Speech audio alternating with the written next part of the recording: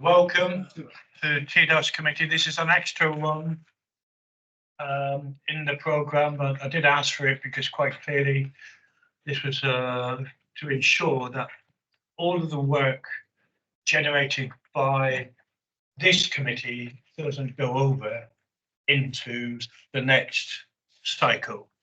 So thank you very much for getting it organised. That's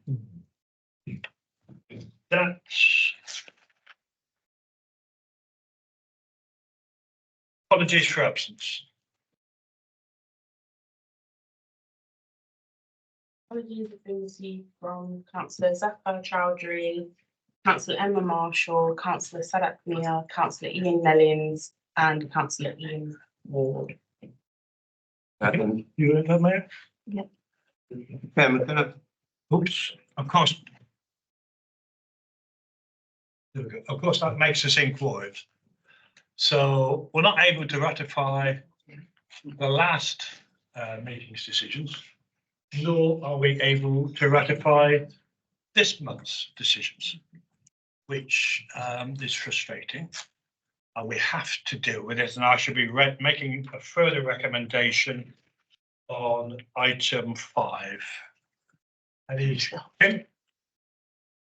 Okay, I think first of all, I think Councillor Stanley was going to point out that Councillor Taylor has submitted his apologies for physical attendance today, but is online. Yep.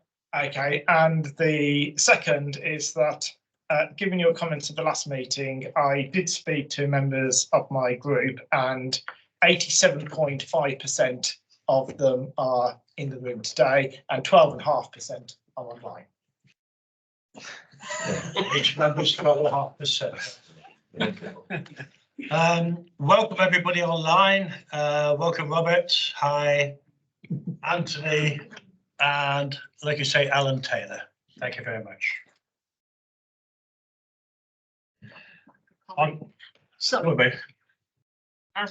Thank you, Chair. As from Birmingham Labour Group side, I am the only person in attendance, so you've got little old me. Yeah, hope you, but Well, you know what I mean. Oh, we did know Councillor Ward is on his way back from France, having been disappointed yet again. So, yeah, but it does mean actually we are in court, so we've got to address that matter. Right, moving on. Are there any declarations? I read none. That is still the case. Fine. Next item, chair's remarks. Well, I've enjoyed the year. Having been unexpectedly put on this committee at the beginning of the year, to then find myself appointed as chair, I was delighted with, not least of which actually being involved with transport again, and the important work that is done, that we do across the West Midlands and beyond with the non-constituents on behalf of those that we represent. I've used the year really to establish the processes for TDOS committee, and we've had some success. We've had less success. For example, the pass that we have doesn't get us into the building, doesn't get us a car park. Actually, I was nearly not here this morning because I didn't have a car park space allocated for me. So I was faced with the choice of toughening it out or going home, and you wouldn't have had a chair for the meeting, which is clearly a ridiculous position to find yourself in. That's been resolved, but it does show there is still work to be done. Kathy Baton and I have visited most districts throughout the year, and very clearly there is a willingness from the district ONS committees to work with the combined authority scrutiny committees for the objective of improving transport, So I think we're pushing very much at an open door. And that's fair to say as well with the universities, because the experience with air quality at Birmingham University is a very, very good example where we are able to tap into another resource in terms of advice as members, and that's universities, and we've got some excellent universities in the West Midlands that we can utilise, along with our offices of the combined authority. We've had a number of briefing sessions to enable members to get up to speed, know every pun intended, I suppose, on issues and matters related to the work programme. And we've had a letter from Michael Gove, which stated our eligibility for level 4 devolution. We visited local authorities, and I think with that, I'm just going to say we've completed our business this year. Good luck to those members who are up for election, and it would then be up to the leaders as to who they appoint for the next TDOS committee. Finally, can I just take the opportunity of welcoming Richard and Albert to the meeting, and Richard, presumably with this letter, you are now making it public that you are standing down. So that's Warsaw's loss, but maybe you'll be still participating as a member of the public at TDOS committee and so on for the future. We wish you the best of wishes.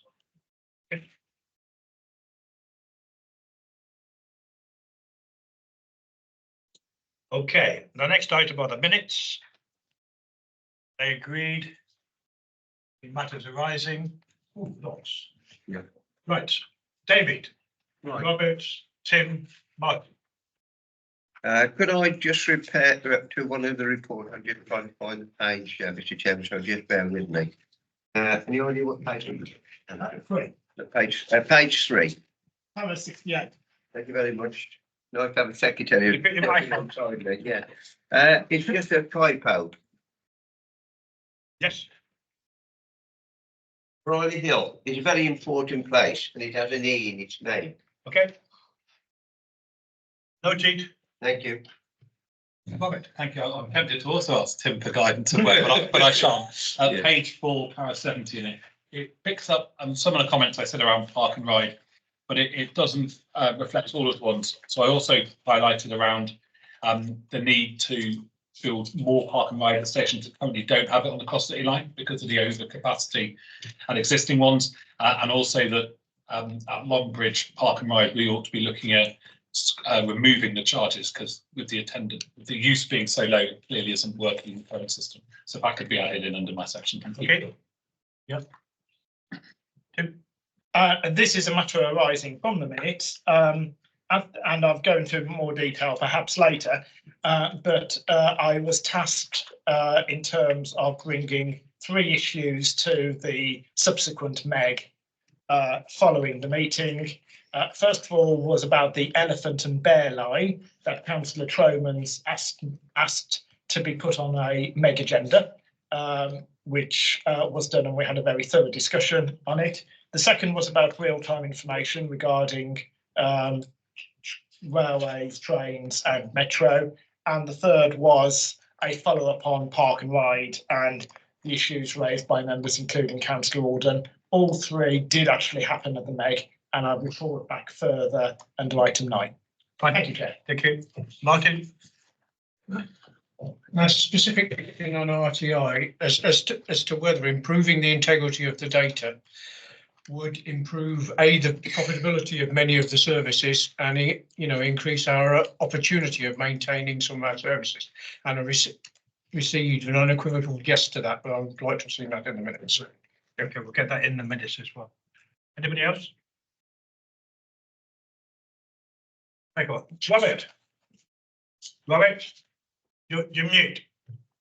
Thank you, Chair. With your permission, I just touching on what was raised by the previous speaker. Yes, there were a couple of items of AOB, and they're not on the minutes. One of them was indeed my reference to the knuckle line, and I know another member made a point of AOB. I just wonder if the video could be reviewed and they could be added to the minutes.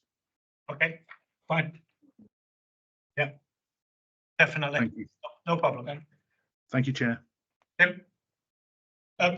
Thank you. Just to clarify, the knuckle line, as we knew it, has been rebranded as the elephant and bear line after a consultation, I believe, with both Coventry and with Warwickshire to reflect the elephant in the Coventry motif and the bear in the Warwickshire motif. I think I'm right, Toby and Tom?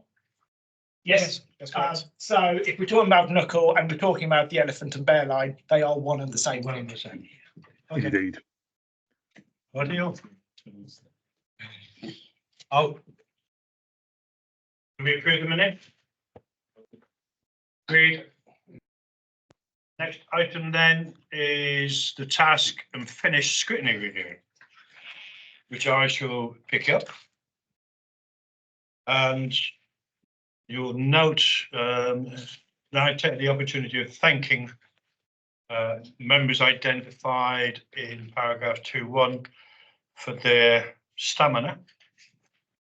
We met 6 times and went through in as it says, a deep dive into the issues, and had a number of experts participate in the process. And the findings are identified. I'm not going to read them, but member induction, training, engagement, council engagement, governance, and then other considerations. And then there were recommendations which I'm going to add to now. And if you look at the recommendations for, in brackets for, I want to have some reference to TDOS committee and probably ONS committee as well. So that so the first sentence will include with appropriate input from TDOS committee, ONS committee, ensuring greater engagement. And over the page, in terms of 7, we need to make reference to the problem of quoracy, and TDOS committee, because of the constitution, requires the attendance of members to be able to comply with the quoracy issue. Today we've got 12 members. Yes, 12 members with 1 constituent member. No, beg your pardon, 2 constituent members and 1 non-constituent member. Now, if everybody was in attendance in the room, we would be quorate, regardless of our European representative on his way back from France.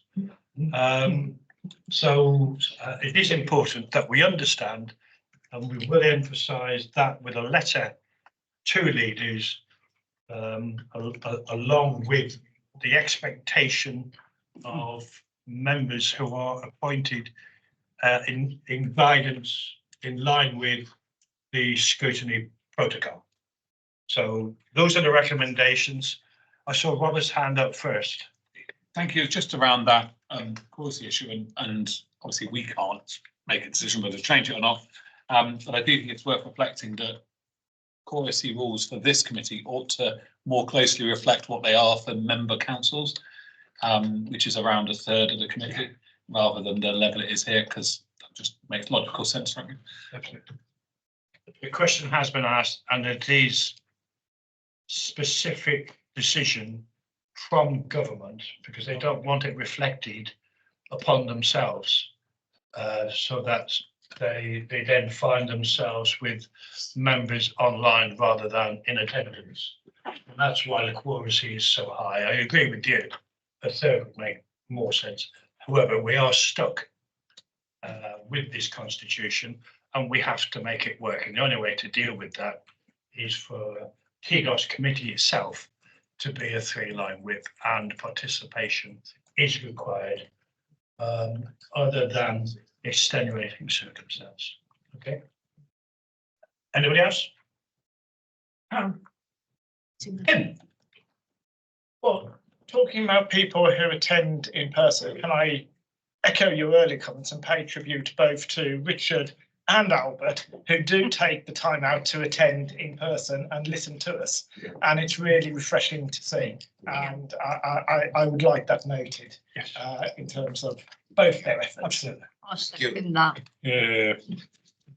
Good. Right, so. So we agreed on the recommendations then?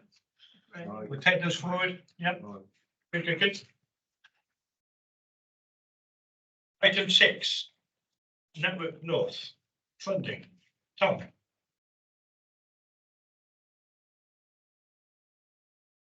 Thank you, Chair. I noticed it's against my name in the papers, but it's actually Tony Radcliffe as the officer, specialist knowledge in the subject, who's going to introduce the paper. Sorry, Toby. Yep. No worries. Thank you, Chair. Okay, first of all, I just want to remind the committee that some of the history in terms of where we are at the moment.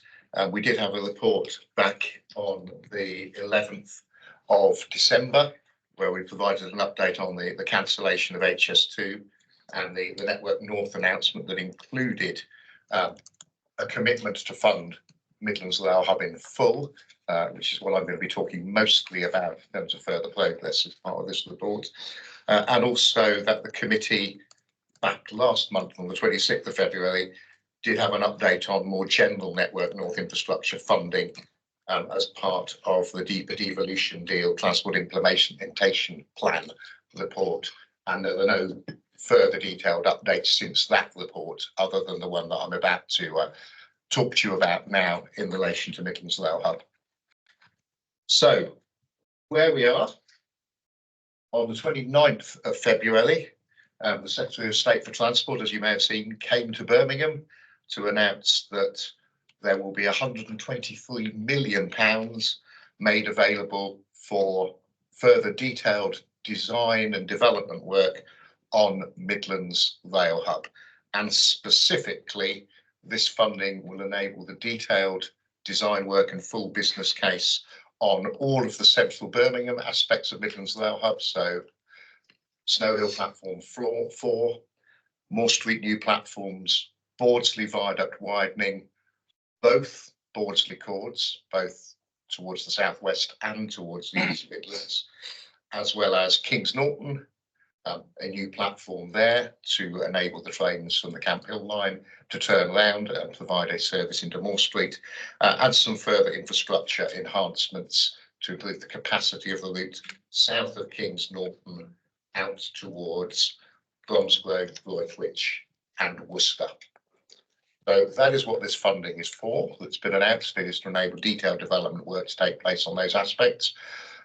At the moment, it doesn't include funding for developing anything beyond Worcester at the moment out towards Great Malvern and Hereford, because that is dependent on a separate scheme to re-signal and enhance the signalling in the Worcester area, which is still Victoria near the semaphore signalling. Neither does include anything out on the Water-Orton corridor, so it includes the cord to the east at Bordsley, but because of the cancellation of phase 2B and HS2 East to East Midlands Parkway, the elements of Midlands Rail Hub that were just looking at improvements to Birmingham Leicester are now going to be reviewed to also look at Birmingham to Derby and Nottingham, which, as members may recall, was part of the original strategic outline business case for Midlands Rail Hub. And those are going to be reviewed over the next 12 months by Network Rail on behalf of the Department for Transport, Midlands Connect, and also West Midlands Rail Executive, as you will see in the report, that WMRD is now also going to be a client partner on the Midlands Rail Hub project alongside Midlands Rail Hub. So we will have more of a West Midlands say in the project as it continues to develop. So I will probably leave it there. I think the only other thing that I would just want to clarify is that the Midlands Rail Hub remains a very discrete project, and whilst it is an enabler of other things, so if we want to run services on the Sutton Park line in future, we need that additional capacity into central Birmingham. But that and things like a new station at Balsall Heath are not part of the core Midlands Rail Hub project and are schemes that we would need to progress separately from the key MRH scheme. So I shall leave it there. Thank you. Thanks, Toby. Thanks, Toby. Tim. Thank you very much, Chair. Yes, no, just picking up on Toby's last point, and I do realise that Castle Bromwich, which is mentioned in the bullet point under the full business case funding, is not part of the Midlands Rail Hub, but is part of a separate piece of work that we are doing, the new station study, and that the Midlands Rail Hub will help facilitate its delivery. And of course, that's very important to people in the East Birmingham, North Solihull area. And I just wanted to flag it up, especially as I say, it was actually mentioned, it is actually mentioned in the report. Thank you, Chair. Any questions, any comments? Are we content to receive the report? All right. Thank you very much. But the next one then is the road safety annual review. Aaron. Thank you, Chair. Just set my presentation up and we'll move.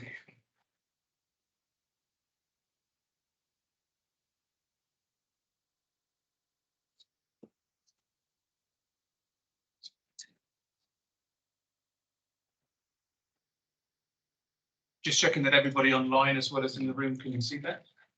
Excellent, thank you. I'll take a seat here so I can use the microphone as well, but I might jump up every now and again. This is a review of the regional road safety activity over the last financial year. It's not requesting anything specific apart from just for you to review and ask questions if you have them. It's more about providing transparency to everybody about what we've been doing over the last year and the things that we need to be pushing forward with. You'll all note that on the 15th of September, we took our refreshed regional road safety strategy to WMCA board. And that got approved at the board meeting, and from that point obviously was launched as a policy document for road safety. It is the daughter document of the LTP, and ultimately is aiming to deliver against the objectives and the relevant big moves for the local transport plan. That sits as a document which guides the strategic partnership, the Regional Road Safety Strategic Partnership, which consists of the 7 local authorities, WFCA, police, fire service, motor insurance bureau, a few charities, and such. So the 16 of us in total, but it's there to guide the work that goes forward. That's not to say that the local authorities don't also have a local priority action plan and strategy as well, at which we try to align everything as much as possible. As I say, it's part of a broader transport environment and landscape, and within the LTP, we're also trying to support not just road safety, but also improve congestion management, improved air quality, free flowing traffic and public transport efficiency. It does that in a number of ways. For example, many of you will know about the moving traffic contraventions. enforcement, which I'll come on to later on. 3 of our local authorities have a designation order in place already to the civil enforcement of moving traffic contraventions. And the aims of that enforcement is specifically safety, air quality, congestion management, public transport efficiency. So reduce the number of incidents in the road, reduces the level of congestion. We can reduce the congestion, we get a freer flow of traffic and better efficiency for public transport. So the road safety strategy is pushing forward that. And in that strategy, it outlines our aspiration for Vision Zero, which is a long-term mission for eliminating all road death and serious injury on our road network. And it's now specifically stated in this refresh strategy. Some authorities across the UK have put a deadline on that, or an achievement date, if you like. So London, for example, is 2041. Leeds is 2040. I think some of the countries within Europe have put dates on Vision Zero as well. But there's no hard and fast dates for achievement that's been set in terms of Vision Zero for us. It is a long-term mission. I think we need to understand a lot more of what's happening since COVID. So you'll see on some graphs in a short while that pre-COVID, our reduction of killed and serious injury casualties have gone down really well. COVID's changed that, and as we start to see more vehicles on the road and getting back to the pre-COVID period and the number of miles travelled, you'll see that that's had an impact on where we are. So we need to be more confident of what that date is for the long-term mission. That said, we do have a target in our refresh strategy of a 50% reduction in the number of killed and seriously injured casualties on our road. And that's based on our analysis of the trends that have taken place since 1999, but more recently since we've had our baseline period, which is an average number for the 3-year period of 2015 to 2017. So we're a little more confident that we can achieve that at the moment with a specific date. There's also 4 safety performance indicators in the refresh strategy. The first 2 are around variances in fatal and serious incidents and casualties by road user group. The next 2, there's one around billion vehicle miles travelled, so we can measure that from the DFT data set against the KSIs that we have. And then the variance in societal cost. So societal cost is a figure that is generated by DFT and published based on what it costs for a fatality, a serious injury, a slight, and a collision only incident, and that includes things like insurance costs, emergency service costs, and anything else that comes along with trying to deal with a serious collision on the road network. And to give you a current idea, we're at about £330 million societal cost to the West Midlands Combined Authority area for killed and seriously injured casualties, so it's pretty high and can impact on other things going forward. So here's just a couple of charts based on the full years up to date of validated data, which goes up to 2022. And you can see both with the fatalities on the left and the killed and seriously injured casualties together, that coming up to 2019 and towards 2020, we were seeing a nice decline in those figures. Obviously, things changed a little during COVID, and DFT have even just started reporting now on 2022 and 2019 and ignoring the COVID years to some extent in the way they're reporting. So, but we need to understand what's happening with that, and the number of vehicles back on the road, the miles travelled back on the road are different to what they were previously, but they have gone back up to pre-COVID levels to some extent. And if we see what the impact of that is on these 2 charts, actually, if you think about the level of vehicle miles travelled, so billion vehicle miles travelled in the region, actually makes it look like road safety has improved year on year from 2021 to 22, which it has. There have been some improvements overall. The first charts were about numbers of casualties. These ones are about comparing that to the number of miles travelled. And it demonstrates that, you know, overall we are improving the road safety landscape, although the figure is still on the increase up to 2022. And we don't just look at KSI figures anymore. We're looking at lots of different ways that we can use the data that we've got available to us. And that includes the stuff I just mentioned there, but also we're looking at dates, on the day and the time, trying to work out then when most of our casualties are occurring. And also things like areas of deprivation. Areas of deprivation is a really big thing in road safety for this year. It's going to be the theme for the Road Safety Trust, National Road Safety Trust funding bids. It's a big issue now for the Department of Transport, who have started looking at this data. They launched a new campaign for seatbelts today called Click. And if you haven't seen that, please go on to the DfT website, you'll find it. And that's the new seatbelt campaign aimed primarily at young males who are not wearing their seatbelt at a certain time of the day, usually very early in the morning and overnight, particularly weekends. So it's very much focused towards that. But if we look at our areas of deprivation, so the top two areas of deprivation, IMD1 and IMD2, they cover 33% of land mass for the region, but 44% of all our roads sit on that 33% of land mass. But they account for 54.3% of KSIs between 2019 and 2022. So disproportionate amount of KSIs on that road network. We don't currently know enough about that. So there's a number of things happening behind the scenes in terms of the data analysis and also trying to link in with the national and regional focus on areas of deprivation to work out more about what that actually means for the way that we've tried to reduce our fatalities.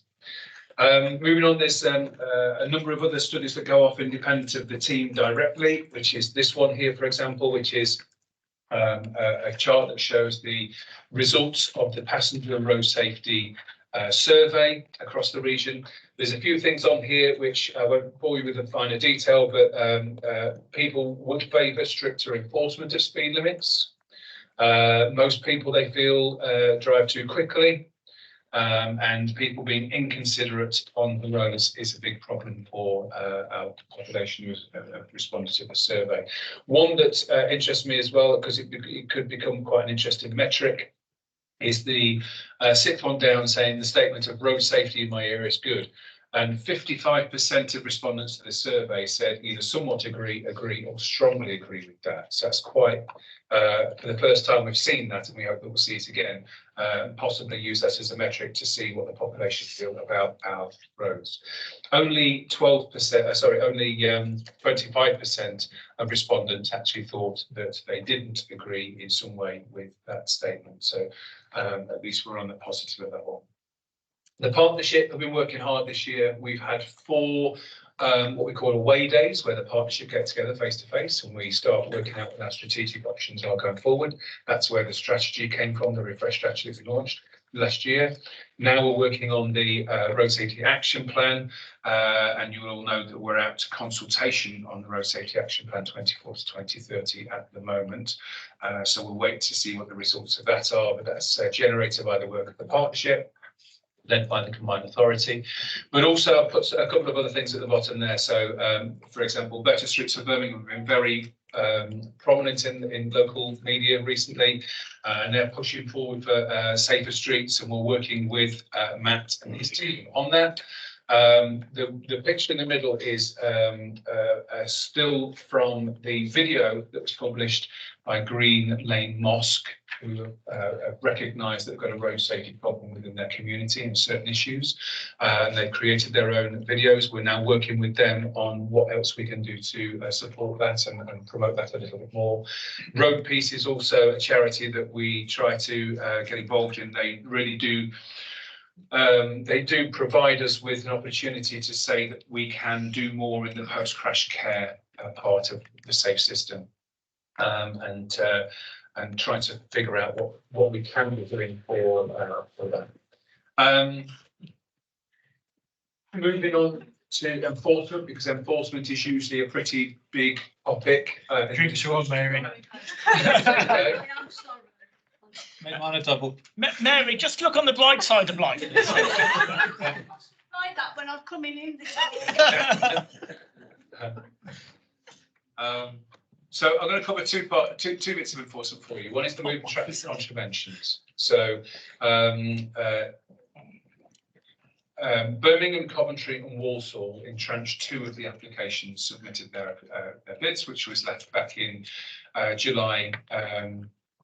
No, it wasn't. It was in May 2023, and in June and July 2023. Secretary of State and Department of Transport issued the designation orders for those 3 local authorities to start enforcing against moving traffic contraventions. Moving traffic contraventions are things like sitting in a yellow box junction illegally, illegal turns, banned turns, driving up one-way roads the wrong way, etc. It's pleasing to know that they got those. The other 4 local authorities submitted in November. October, actually, should I say, October 2023 in tranche 3.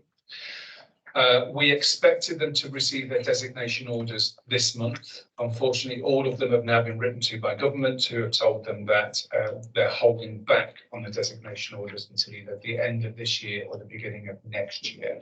They haven't specified the reason why, but we could probably all make our own judgments on why we think that's the case. So it's a little bit disappointing we won't have consistency across the whole of the region, but we are very hopeful that that will come at some point. Speed enforcement. So the agreements with the police and the local authorities have expired, and we're working with all of those partners to try to push forward with a new working agreement. We think that we've got in principle agreement on an interim agreement for 24 to 25 financial year. And then we're going to be working with other partners to generate a detailed business case and other plans as well, much more detailed working agreement for 25 onwards, but that will be a multi-year agreement where we understand the situation much more in depth. That also will be supported by an evidence-based review of the current enforcement speed cameras, but also thinking about those static camera assets that we've got, the spot speed camera assets that we've still got on the ground, but were turned up in 2013. And if the data suggests that some of those locations we've got high speed violation issues, there's the potential for us to reinitiate those cameras at those locations going forward. So we want to build that into the business case to push forward as well. We've worked collaborative with our partners over the year. This particular campaign that you see in front of you, the Beat Beat campaign, was part of Operation Triton, which was a collaboration between Westminster Police, WMCA, TFWM and Birmingham City Council, but then we used it again when we launched the refresh strategy in September. So this was launched in July, we launched it again in September, which we launched the strategy. Joint funded, joint worked on project, and a great example of the collaboration and the impact of collaboration moving forward that we want to generate more of going forward too. That's 3 slides, sorry. Fasten Up Your Future was an innovative project where we brought in some expert advice on behaviour change. Specifically, it was a follow-on project from what Birmingham and an organisation called SOMO have been delivering on. Instead of stills, we had lots of videos. We used social media a lot, and we had used all the analytics around the social media impact to then expand and extend some of the work that we were doing. And we know, for example, from that project, if we wanted to increase safety amongst young males, it was TikTok. If we wanted to extend safety in relation to seatbelts for young females, it was Instagram. That was much more successful. So it's just trying to understand those different platforms, and this project did that well. One thing I would say about this is that click campaign I mentioned that's been launched by DFT today has been informed by the work that we did on this project. So I've been sitting on one of the steering groups for DFT for that particular campaign. We had our last meeting last week, and today it's been launched. So really good news that we're influencing what's happening nationally too. Innovation and trials carrying on. Project Phoebe, which we are currently involved in, is a European funded project on trying to predict safety on our urban road network so that we can address it before there's collision. The same thing for Project Ivory, which we're looking at the agreement for that at the moment, but that's using AI in improving road safety and how we can impact that. Road Safety Trust is where we can bid for funding, and we'll be making a bid this year in relation to work on areas of deprivation, which we know is a theme for them from their funding this year. Viva City, we're working with this organisation. They are funding a project because they want to test, and we are very open to our network being a test bed for innovation, but using 40 near-miss sensors. And those sensors identify where we're seeing a lot of near misses between vehicles, motor vehicles, and vulnerable road users like pedestrians, motorcyclists, and cyclists. We've been looking at some of those that are coming today. They've been live since January. It goes through till July. And that allows us actually, instead of just looking at KSI data all the time, so the killed and seriously injured casualty data, and thinking that we've always got to be reactive to that, this allows us to be predictive and understand where the biggest levels of risk are, so that we can approach that before there's actually a collision that takes place. And then the Think campaign is just the DFT's Think campaign, which I've referenced a minute ago in terms of the campaign. Final slide. So what's next? We've got the Road Safety Action Plan out for consultation, which we are already seeing some positive results from that. The strongly agree, somewhat agree, and agree tabs on that are getting some good clicks, and the percentages are looking high. So initial outline on that is looking really good for us, that people really do want us to improve road safety, and there's a number of ways that we might do that specified in the document. New speed enforcement working agreement, not only just this interim one, but also going through to do the multi-year one from 2025. I'm still looking with all the partners on that. But speed enforcement is just one element of a speed management policy. We need to understand whether the speed limits are correct for the design of the road. We need to understand if the partners are playing their role correctly, what the roles and responsibilities are, and also how we change speed limits if we think that that's appropriate to do so. So there needs to be a new speed management policy, but we can already do it on that one.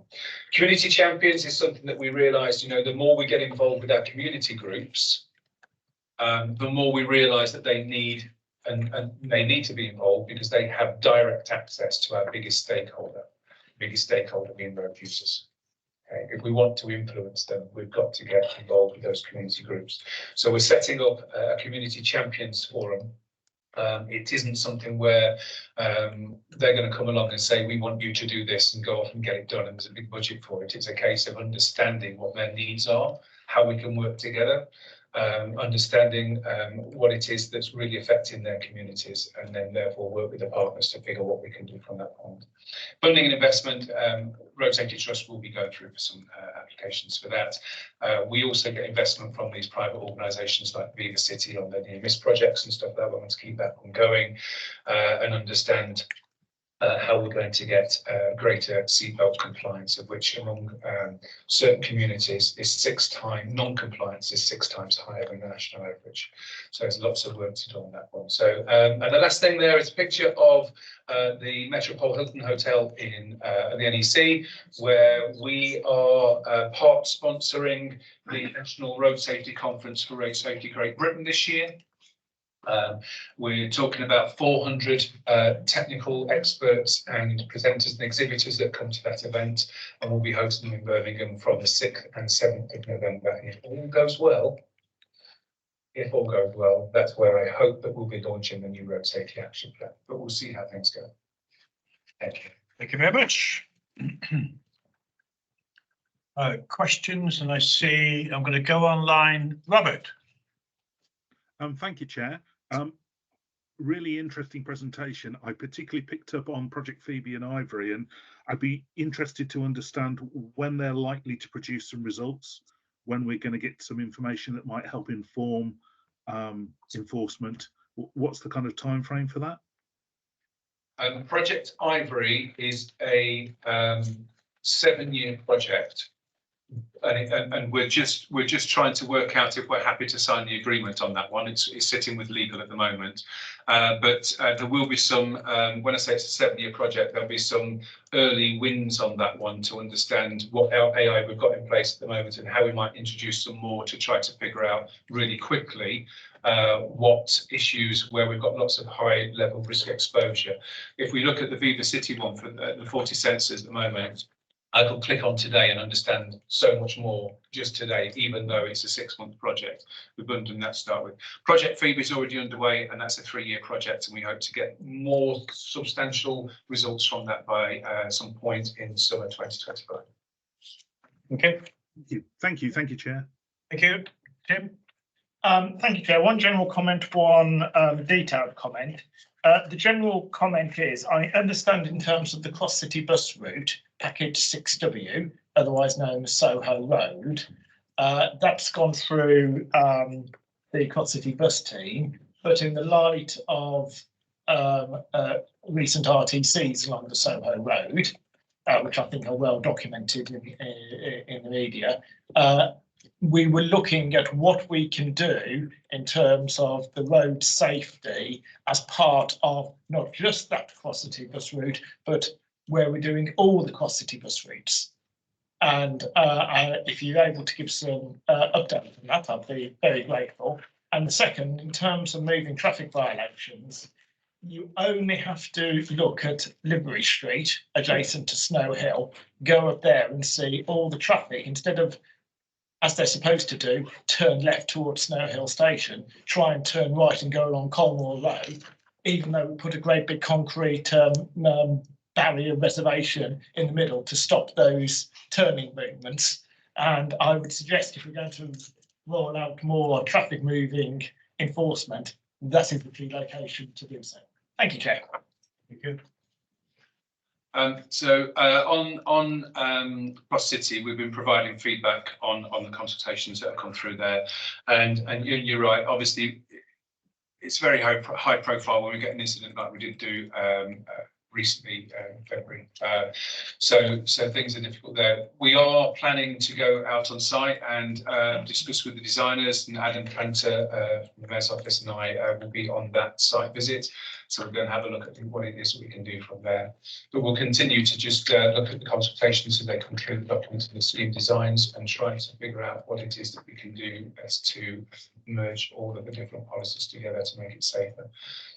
That's for sure. In terms of moving traffic conservation, yeah, every local authority, the TFWM spent £368,000 on a consultant to come in and help and support, provide the external advice and expertise with all local authorities to generate a business case and an evidence base for every location in the first lot of enforcement.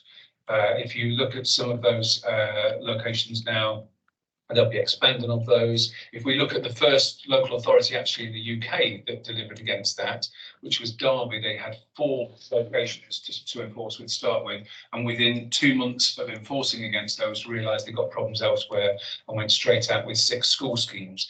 Now, obviously, our local authorities and the officers that are working are keen to do something similar there, where they see that there's an evidence base to do so. David and then Robert. Thank you, Mr. Chairman.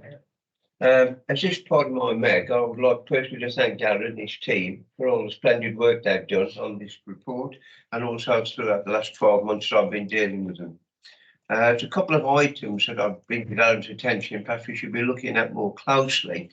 First of all, it's programmed street works with all authorities, where we seem to have a bit of a problem with buses keeping to time, etc. And places where we've got really bad hotspots that really need sorting. And I've got to name one of my own patch, Sedgley, for example, and I think it's probably the worst we've got in the West Midlands, you're probably aware of. But I think we should be concentrating on that, because it has another knock-on effect, Mr. Chairman, and that is the use of fossil fuel or electric vehicles, whatever, the time you get held up there and the pollution that takes place. And some of these places, sort of narrow and actually hold it doesn't escape. So perhaps that's one thing we should be looking at, working air quality and these extensive hotspots where we do have serious hotspots, especially at certain times of the day. To see what we do for that. But the other thing is, and this is speaking on behalf of the bus drivers who I have regular contact with, is the amount of street works and programmed street works that local authorities are putting down, where some of the routes are finding it impossible to even keep the time. Perhaps some of the local authorities do need a bit of a reminder, about how this work is programmed. If it's emergency, it has to be done, but some of it is not. It takes longer than what it should do. and it does have a knock-on effect. So, Mr. Chairman, is thanking Darren and just pointing out those two things. Thank you. Forgive me, David, I should have brought you in first as chair to make. Robert? Thank you. Just a couple of points. Just on those moving traffic barriers, I would say some of the ones that certainly in Birmingham have been introduced are counterproductive. And I think there needs to be a process for how they can be properly looked at, whether they're doing what you'd want them to do, or actually if they're, in the case of the Colmar Road one, potentially making it more dangerous than it was previously, because frankly it was probably safer crossing the road before that barrier was put in and having people now driving in the way they are around there. On the speed limits issue that was mentioned, again, I'd say we need to look at that carefully, because most of the RTCs that happen are going way in excess of what the current speed limit is. Yeah. So changing the speed limit won't stop that accident, because those people were clearly not willing to stick to the speed limit anyway. And so we need to think of how do you slow down people who are already flagrantly breaking the speed limit, because changing the road from 30 to 20 does not make a difference if the person wasn't following 30, they were going at 60 or 70. So we need to think about that. And then the other comment was really just, this is a really important piece of work that has clearly over the last year, because of some of the horrific accidents, taken far more prominence, if you like, than previously. And I just wonder whether next year's cycle of meetings ought to look to focus a bit of the committee's time on having a more in-depth look at road safety in the region and what more can possibly be done. Yeah. Any comments? Very quickly, the MTC barrier, it's down now to the local authority to determine what evidence base they've got and what they want to push forward with. The speed limit one, if we look at Wales, for example, who have gone for almost a blanket 20 mile an hour, they are seeing about a 2.9 mile an hour reduction in the speeds of vehicles that are travelling those routes there. But there is, as you'll have seen, some pushback on that as well. But remember, when we're talking 2.9 miles an hour less than what it was before, there's still 24 point something miles per hour. So it's not actually compliant with the 20 mile an hour limit. There's an operational speed that's higher than that, which is what most people are travelling at, or an 85th percentile travelling at. So that's quite interesting. And I forgot to write down the third point, sorry. The third one was really just aimed at us having more in-depth look. I'm very, very happy to. And in actual fact, we have the away days for the partnership, and we've had it on our agenda for a little while to actually have ourselves and some of our partners come in and speak to all of you at some point, whether it's through this forum or whether it be through a different forum, to really work on what it is your thoughts are as well. So that's the. Thank you very much. Carol? I was so glad that you mentioned the Wales data, which does show that reducing traffic speeds, speed limits, does reduce the average speed of traffic. Not only that, though, I mean, children going to school by active transport has increased by 50%, and that is definitely not to be sniffed at. We've also got reduction in the number of accidents that are taking place, the number of injuries that are taking place, and I mean, we're getting a sea change really in people's perception of how acceptable it is to have those traffic neighbourhoods with respect to you. There's, whereas before you've got 47% of the population saying no, we don't want it. Actually, that's moved to 1.7, 1.3% of the population saying yes, actually, we do like it and we do want to keep it. And that is the sea change that's starting to happen. I was interested to see page 30. Which was looking at the KSI data, where you see that it's 2013 to 2022. You could argue that's because the NHS has got better. However, looking at KSI, it's 2013 to 2022. The argument there would be that there's been very little change when you're looking at these initiatives. What you've got is an argument for all the great things that you are looking at now. I mean, the road safety action plan's excellent. Looking at speed and the subtleties, how it all interacts. Thinking about predicting, predictive approach is fantastic, isn't it? And linking it to micro location really is when you're looking at the deprivation index of an area and the sort of roads that you're likely to see there, which will be common to all areas of deprivation really. I think it's excellent. I think it's really exciting, really. Thank you. I think it needs cracking. So thank you very much. And please come back and report how it's progressing, because the thing about in Derby, didn't they get results really quick? You know, I don't know all of it. I haven't read all of it. I've dipped into it. Didn't they get results quite relatively quickly, they thought? Or is that not true? Well, what those that have implemented so far on moving traffic contraventions is that their business cases were based on the level of non-compliance they had when they did the business case and the studies. But when they had the 6 months worth of warning notices, they only had 20% of non-compliance from what they had before, which is fantastic because they've got rid of 80%. So you think that their success is really good. The difficulty is that the scheme now is not self-funding because they can only get 20% of what they thought was in terms of revenue from the fines from anything going further forward. So, but actually things like school streets and that are done around those locations there, that's a much bigger problem than the initial board that Derby had put in. And we run the risk, every local authority runs the risk of that. But it's about understanding the data and continuing assessing what's going on. Yeah, thanks for that. Progress, last speaker. Thank you, sir. Excellent work. I mean, saving lives. What a place, you know, when somebody dies, terrible tragedy for families and for individuals. But what made the difference in Coventry is the average speed cameras. We have these cameras on every, you know, artery on the main roads, and believe me, people have slowed down.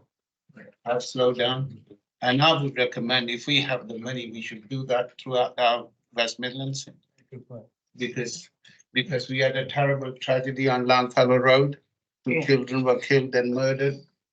And we made a priority that we put the every speed cameras, so then made a difference.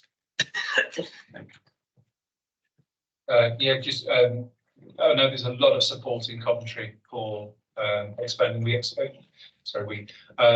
The scheme was expanded last year in Coventry anyway, and I think there's plans there. There's a desire to do so again, but I think everybody's just taken a slight step back at the moment while we just understand what the data is fully telling us from a regional perspective as well, and try to understand where it's best to put some cameras so that we don't have ones which are there for the purpose of just generating a fear that somebody's going to get enforced, but they're there actually then to really solve the road safety problem.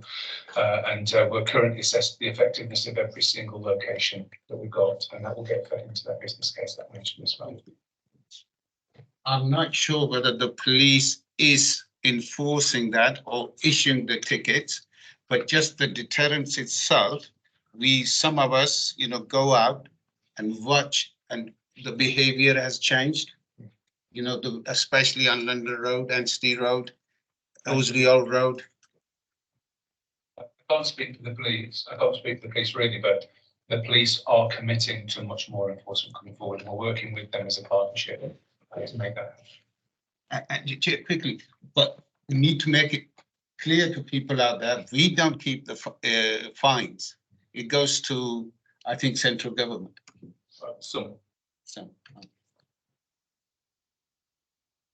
Mr. Stanley. Thank you, Mr. Chairman. And just to endorse the comments made by Councillor Akhtar, I fully support what he's saying, because not only do they do a good job with what they're there for, but they are a good deterrent. And it just stop a lot of people exceeding the limits. So even if one of the people use, and a summons is issued, and then they use a deterrent afterwards, you'd see a vast difference. And by the way, I'm sorry with my phone keep going. We've had a terrible road accident in the borough today, and they've just given me informed. Thank you. Right, we're asked to note the report. Oh, beg your pardon, Martin. There's two topics. One, I get periodic concern from persons who, on the basis of their tender age or disability, need to be wheeled on our pavements, and they feel that their basic human right to free, safe passage on our pavements is impinged. In one case, by high-speed delivery drivers who are often exceeding the road speed limit on the pavement by the 2 or 4 wheels up, coming to a halt to do something, or people parking one wheel, two wheels up and two wheels down, so that someone pushing a pram with a tender in front has to go onto the public highway to get around it. What are we doing about that? That's the first one. Do you want to ask your question? Okay. The second one comes from safer travel and tactical delivery. We're talking about the safety of women and girls and many other vulnerable users who, due to the poor quality of real-time information on buses, end up with a much greater exposure to crime and the fear of crime. And we're keen to push to solve that issue through the other things. So this isn't just an issue about poor patronage any longer. It's also an issue about personal safety, something we're committed to improving. What are we doing about that also? I'm going to set one on straight away if I can. That's actually my colleague Kerry Blakeman deals with the safer travel elements and reports back on that to Megan Councillor Stanley. So he'd be better off to speak to about that one, unfortunately. In terms of the first one, vulnerable road users of all modes and on any location, obviously it's a key concern for us. A third of our killed and seriously casualties are pedestrians. But in terms of wheelchair bound and obviously people with wheelchairs and prams, so on and so forth, obviously it is a concern. But there's a number of programs that are out there that are trying to make our off-road infrastructure safer, more provision for it. That's part of the wider policy to do with the LTP as well, and what's delivering on that, not just the safety element. But obviously safety is a concern of that, and we'll also consult on that when those scheme designs come through. Thank you. Just to add on the parking on the pavements, there was a consultation undertaken by government, gosh, it was a while ago, in terms of passing powers down to local authorities to be able to enforce that as well. We are still waiting for the outcome of that consultation and what powers, if any, will be transferred to local authorities as well. So we'll keep you abreast of any developments in that, but obviously there's quite a lot of congested space at the moment. I think the answer, if you want to avoid that, is to move to London, isn't it? Okay, Mr. McGarrity. Thank you, Chair. Just to follow on from what's been said about the two wheels on, two wheels off along the road. We did do this project in Edinburgh, actually, and I just wondered if you had any update about it. Yeah, no, I'm not aware of what the results are. Okay, we're asked to note the report. Agreed? Agreed. Thank you very much. The next item then is capital performance. Purvis, is there anything you want to? No, it's, I haven't been able to see this report. Okay. To this all. Straight over to Jenny then. So I'll run through the exec summary on the report today. The update and progress on key capital schemes across the delivery portfolio at the moment, progressing in TFWF, and to note we're working draft roadmap for that capital delivery report as it starts to iterate forward. So a couple of things to note really, just to follow on from the original report in January. That future reports are intended to represent a single view of the capital delivery portfolio, and that's an iterative process. It's due to include all city, regional sustainable travel settlement schemes, active travel schemes, and local authority promoted schemes that are funded by WMC and resources. So that is where we're headed in terms of our iteration of this report. We'll mature over time in that space. And that will create what for us will be a single view portfolio for the capital delivery schemes.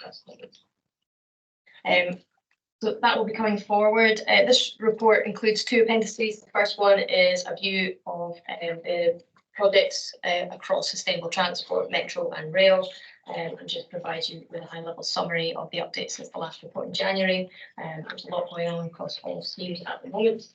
The majority of capital schemes are performing to baseline across the portfolio on the projects that we've noted in this report. Several projects are completing notable milestones this month and next, and are undergoing some early planning, civils works, and consultations as well as we forward into the summer and early autumn So a lot of major construction works due to come on later on in the year. And just a note really for the committee that where any pressures or risks are cited against updates and projects, there is work underway to mitigate those impacts and to try and retain them and maintain the current baseline for forecast scope and time. So a number of schemes at the moment. Just a quick note from myself really. All schemes are currently reporting either amber, amber green, green or amber red. There are no red reports on this current update, so we are managing to maintain the majority of schemes in the baseline. A couple of pressures and a couple of schemes rail at the moment, but those are being worked through the project schemes in question. And a quick look at what we'll start to iterate into a full single view portfolio roadmap. I appreciate it's a little bit busy still at the moment, and that the committee asked that it will be put in grayscale in the future. So we'll be looking to iterate that into the next report and simplify that visual so you can see sort of a broad roadmap that gives you your completion dates for those capital schemes as we start to grow that picture for you. But looking as well today for any feedback from the committee on how that picture can be digested as easy as possible. And that is probably what we do. Any questions, comments? Yeah, thank you. You know, the by before the board, Metro, right? I always get nervous during peak times. I mean, I stood there and bus stopped and observed, and I haven't seen anyone giving tickets or selling tickets. Also, when I was on Metro during peak hours, one conductor, it was impossible for him to issue tickets because there were so many people, it was even difficult to walk through. What are we doing? Are we making any difference with this scheme? The Buy Before You Board scheme is putting the ticket machines and validators on the platform. It's not yet live. Until we've got all of those ticket validators and machines on the platform, customers can't buy their ticket in advance. And we will transition from a conductor on the tram once that's available for people to buy the tickets before they get on, and then we'll just have a revenue protection team. That work is due to complete later this year and ahead of opening the Briley Hill extension as well. But there'll also need to be quite a big campaign for customers to know the difference, because the expectation is that they source their ticket before they board the tram, and we'll need to give the usual education around all of that as well as training for the staff. So it's not in operation yet, it's in progress of delivery, and it will transition to Buy Before You Board once all of those ticket machines and validators are installed and we've done that programme of communication education with passengers. Yeah, I think I haven't phrased my question properly. I saw last year or year before, we used to have people with machines standing outside and giving tickets. I do understand, you know, about the machine, but is that finished now? I think we did that when we had very busy periods during the Commonwealth Games, where we knew that people were going to be needing a little bit of extra support. And it wasn't just about selling tickets, it was also about being there and advising and helping customers who were not familiar with our network as well. It's something that we'll take back to MML and just see whether or not during busy times or where we know we've got big events on, whether or not they're able to do something slightly different. But I think there will be a resource issue of having people available to do that at stops. But I don't know the full answer to that question. We'll have to take that back to Midland Metro Limited. And Chair, as you know, we are struggling with our budgets, right?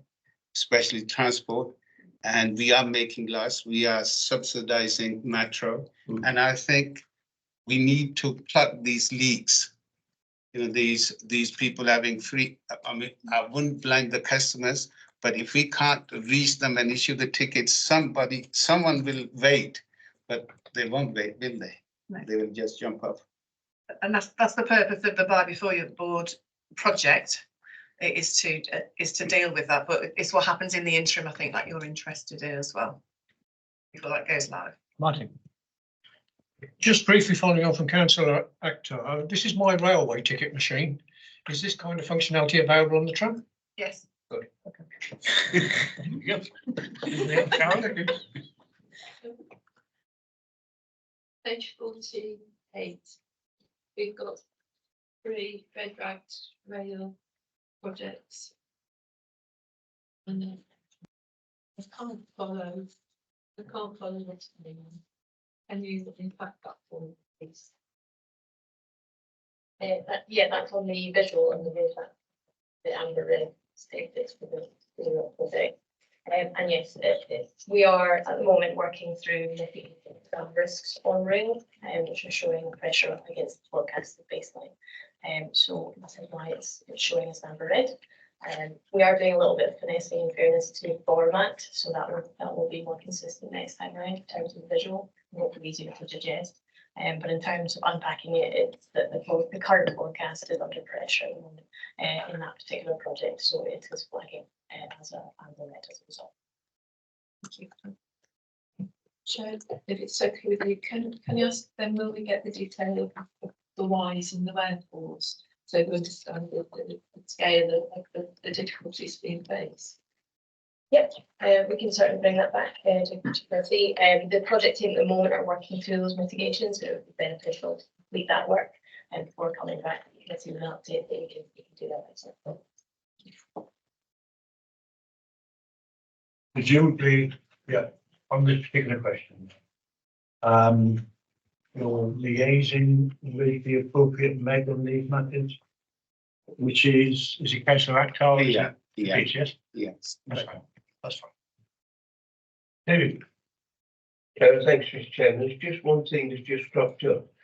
What happens to the conductor S's when we move on to this new? They actually quite a lot of them. I mean, it seems that their jobs may not be secure. That's the first bit. And the other one is direct to the council lock. I hope she doesn't forget. She got to take the one down there to see what Pineapple Road is all about. Oh, we'll do it in unison, if you like, with councillor Huxtable and myself, you know. As sturgely as the in place to be. When we agreed the Bike Before You Board project, we also agreed with leaders that with the CA board that we would transition the current conductors into either drivers. So some of them do share the duties between driving and conducting, as well as revenue protection officers as well. So there's no redundancies planned as part of the programme. That's good, thank you. Yes, let's not set that here in a minute. Anybody else? Tim? Thank you very much, just in response to Councillor Stanley, as David knows, we were planning to go and see Pineapple Road last month. Unfortunately, due to lack of numbers on the date, it didn't go ahead. We plan to, as a committee, redo that later on this calendar year. And again, we will invite first of all members of the Rail Meg, and then on a first come first served basis, if there's spare capacity, other members of TDOSC, and Toby and Tom will be seeing to that. My question or questions, I'm afraid, forgive me, the detail issue. The rail University Station in Appendix 1, the baseline completion date is September 23. That's last year. How can we referring it to an amber when it should have been completed on the baseline completion date 6 months ago? You know, and I attended the opening, as mentioned in the summary update on the 28th of Jan 2024. I appreciate that their snagging works due to be completed spring 24. That baseline completion date and the colour project BCA, I don't think it is accurate. And the next point is on Appendix 2 and sustainable transport. Again, it's a question of a bit more detail because it says sprint phase 2 Birmingham to Solihull. I'm assuming that means Birmingham City Centre to Solihull Town Centre. But theoretically, one of the Mayor's priority routes, as I've mentioned too, and recently, is of course from Birmingham Hall Green to the High Speed 2 interchange in Solihull. So if we could have a bit more detail, because I'd like to think that was as detailed as packages F and H, but I suspect it's not at this current moment in time. And it, as I say, it's just providing a bit more detail. And again, in the appendix 2, I see university still at amber. Referred to my earlier comments. Thank you very much, Chair.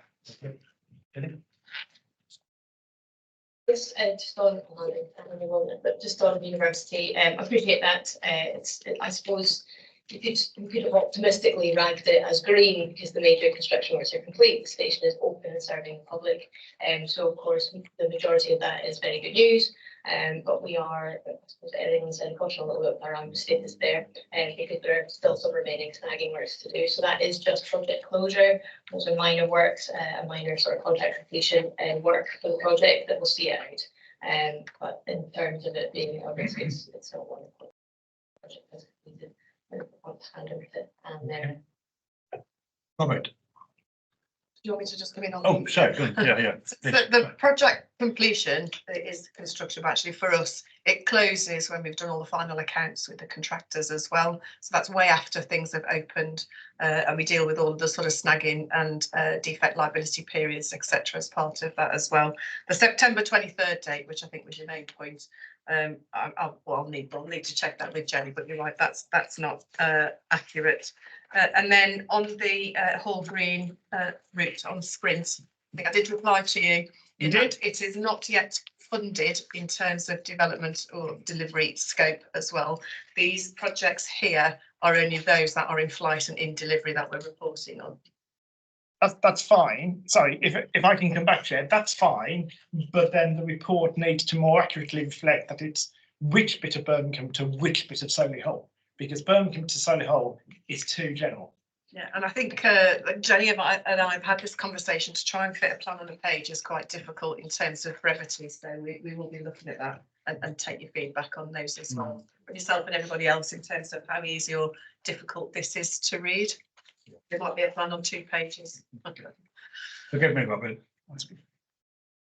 I'm minded that it's the Transport Delivery and Scrutiny Committee. So this is a very important part of our brief, and it is perhaps a bit too brief. So we do need to expand that.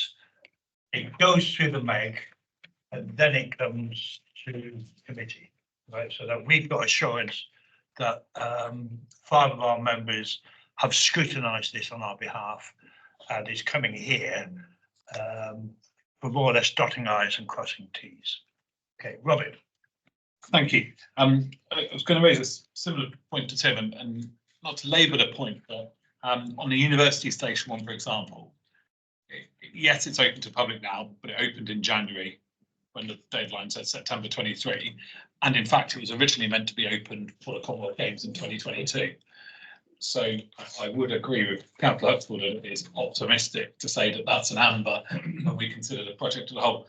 But that's not the only one. When you look at Hagley Road Phase 1, that's listed as amber March 24, but the commentary says that the preferred option won't even be chosen until May. So that is not on track for March 24. And then when you go on to page 47, I don't know if this is a typo or not, the Wolverhampton City Centre Extension one has a deadline of April 20 in there and listed as amber. Well, that's not amber. It's failed. It hasn't been completed in the timescale. So we do just need to be a bit more realistic when assessing these, because it doesn't encourage the right mindset in the organisation for getting these delivered on time if we are letting people off the hook when they are clearly not being delivered on time. The other issue I just wanted to raise was around the site visit issue that Councillor Huxtable talked about from the May. It would be useful, even if when visits are obviously on a basis of checking how many people in the MEG are going first, if that date can be circulated to other members. Because the example one the other week, had the notice not been the day before, I would have gone to it, but I'd already arranged something else then, so it was too late for me to be able to come along despite not being a member of that. So it'd be useful if we just, even if you're waiting to say whether there is a vacancy, other members are aware of them. Thank you. And I think Councillor Alden's points just reinforce the importance of this going to the MAG in plenty of time to ensure that these matters can be picked up before we go to print for TDOS committee. Thank you very much for that. Anybody else? Oh, we're asked to not report the report. Have we agreed? Agreed. Yeah. Good. Item 9. Member engagement groups. Any chair wish to pick up? Tim? Thank you very much. Yes, I'm not going to read through my report, if you're pleased to know. One thing I wanted to pick up is that we talked about the Wrexham, Shropshire and Midlands Railway open access proposals, which I understand the Combined Authority have agreed in principle because they would like to see that. The reason why it's important for the West Midlands Combined Authority, with reference to my colleagues from Walsall, is that the proposed route comes in from Shropshire to Wolverhampton and then uses the reopened Wolverhampton to Walsall line and will call at one of the 2 new stations that we're building at the moment at Darlaston and Willenhall, and also proposes to actually stop at Aldridge, should it be built, which is part of our new stations. So particularly important to have some stopping locations in Walsall and provide that connectivity between Walsall and Warwickshire and London. So that's of crucial importance, I think, in terms of the Walsall geographical area. As I said right at the beginning, I think it was very good of Councillor Cromans to raise the issue about the elephant and bear line. We had a very productive discussion. To be honest, I would never have thought about that one. So thank you very much, Councillor Cromans, for raising that. And that just shows you the value of the non-constituent members as part of the overview and scrutiny committee. And it was very useful in terms of these megs in picking up issues that have been raised in the previous TDOSC and actually getting some more flesh on the bones, as it were, whether it be the park and ride and usage figures and some of the questions we asked at the meeting, or whether it be things on real-time information on the railway network and on the metro network. And I'll leave it there, Chair. Thank you. Thank you. Any other chair? Carol? Just how I'm very flattered to be compared with Councillor Mary Locke in the City Champions passenger first chair. It should be my name, not Councillor Mary Locke's. Okay. I second that. Duly noted and amended. Can I say the second thing though, is that we were invited to visit the real-time information office, but obviously that hasn't occurred and hasn't taken place. Can I ask that it does take place when we meet again in our new, our new physical year, so to speak? Because if you Google the future of transport, just stick it into Google.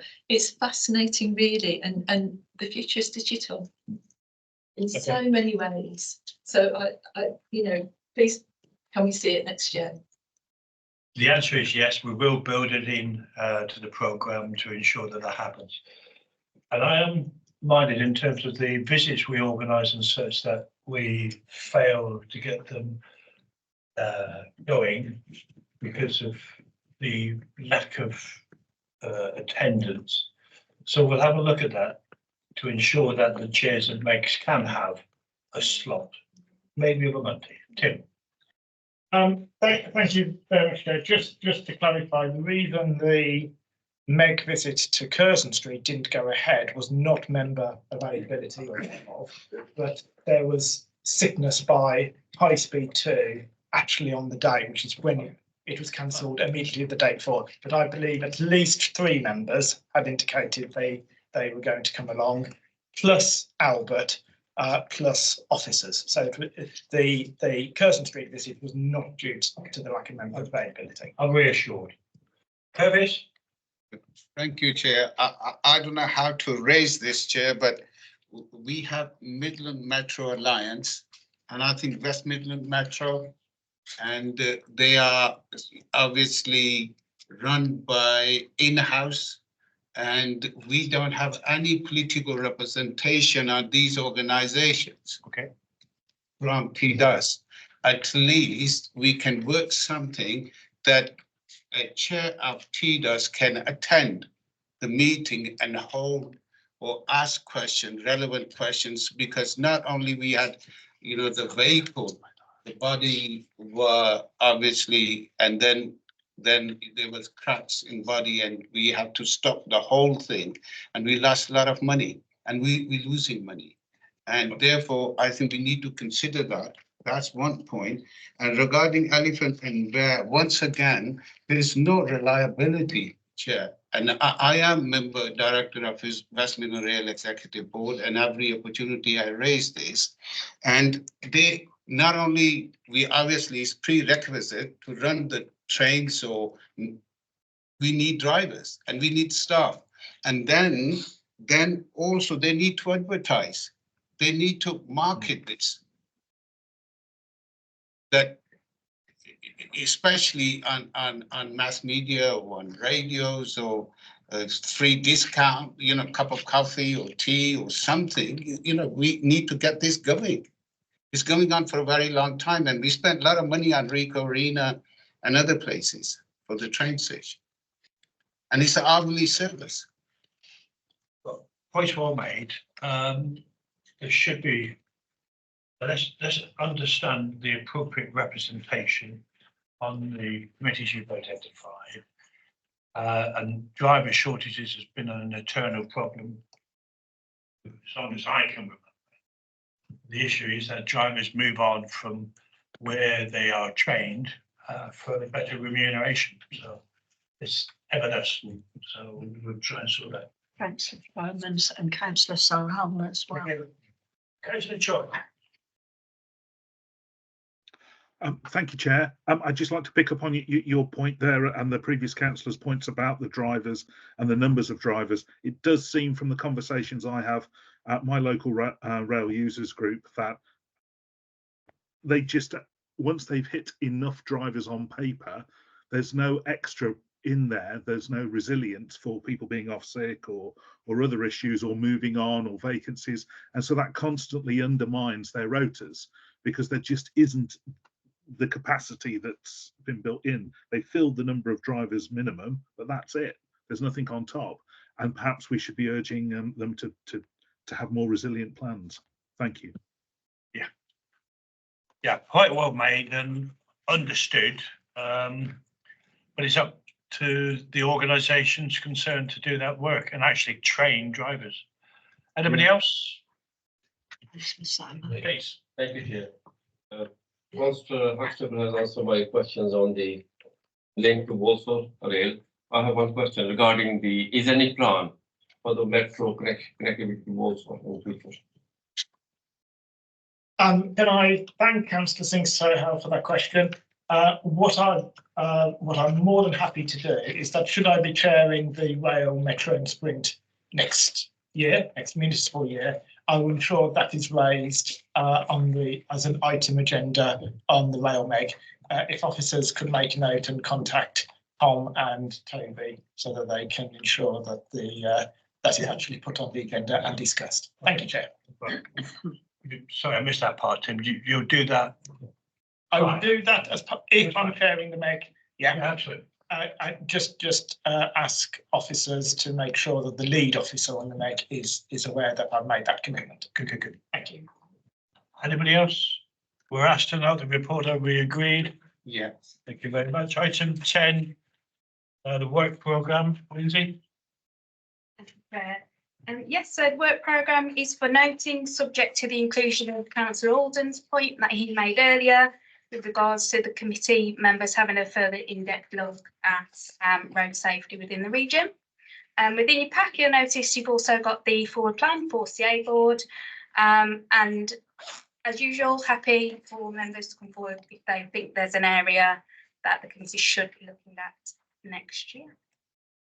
Any questions? Tim? Thank you, Chair. Not a question, but Lindsay did mention next year. can I first of all thank you for the way that you chaired this committee over this municipal year on behalf of the Conservative group. And the second is that we would love you to be in place as chair of this committee. As seconded. I'm sure you would. Yes. I thought we left the politics at the door. That's a compliment. Could be a reverse. Thank you, Chair. Just a point of note, because on the dates of the meeting for the forward plan for this meeting, talks about the pre-decision for future bus delivery options and ring and ride for July 2024. As agreed, the proposal is that there is a specially convened session in May, later in May. So just a reflection of the fact that we have discussed that there will be a specially convened session in May to discuss those two items. It's not shown on the work. No? Must point out because Birmingham City Council has its AGM on the, is it the 21st or 22nd? 21st. 21st of May, so. Yeah, just a note on that, so that point is noted across all authorities in terms of how the implications of that work. What we've decreed is because of the timing of this, then given where the authorities are at, we will take, we work with the governance team, we'll take close understanding of where it is at the time, and it may be that some members are called back based on this municipal year, pending any further decisions from those local authority areas. But given the timing and the importance of it, and then we will do any sort of appropriate further discussions with any new members that aren't in place at that point in time. Okay. Just leaves me. Chair. Sorry, Professor. I thought that was. Before you finish the meeting, normally on agenda there is any other business. Yeah. And there isn't, I think, here. And I wanted to raise something if I can, just within few minutes. So I won't take a long time. I just want to say that would West Midlands Combined Authority or TDUS ask the contenders in the forthcoming general election whether they would commit to introducing, and in addition to the concessionary travel pass for pensioners and disabled, and also veterans and service personnel. If you can send some letters or something. Let's put that on the table, Pervez, and basically what that's about is there's a question of whether we provide transport for veterans, obviously not of pensionable age, on behalf through the combined authorities. We need to look into that to see what that actually means, what the implications are, and then report back. Okay, on that one. But it just leaves me then to say. Sorry, Chair, I'm sorry to interrupt, but sometimes don't we go through organisations like the British Legion and places like that, so that's what I'm they saying. can get concessionary travel for any. That's why. That's why we're leaving it on the table to understand what that particular resolution actually means, what its implications are, and when can we have a debate about it. It's not our decision at the end, it will be the portfolio hold. So, for the third time, that leads me to say thank you very much for the time that you've given me. You've made my job very easy. You've been a very good committee. And I think we've made TDUS, everybody knows TDUS exists now. We're still in our infancy in many ways, and getting the processes correct. And yes, Tim, I think it's fair to say we would like to change the chair as well. All right. And so good luck to all those up for election, and look forward hopefully to seeing you next year. Thank you very much. Thanks, Chair. Thank you, Chair.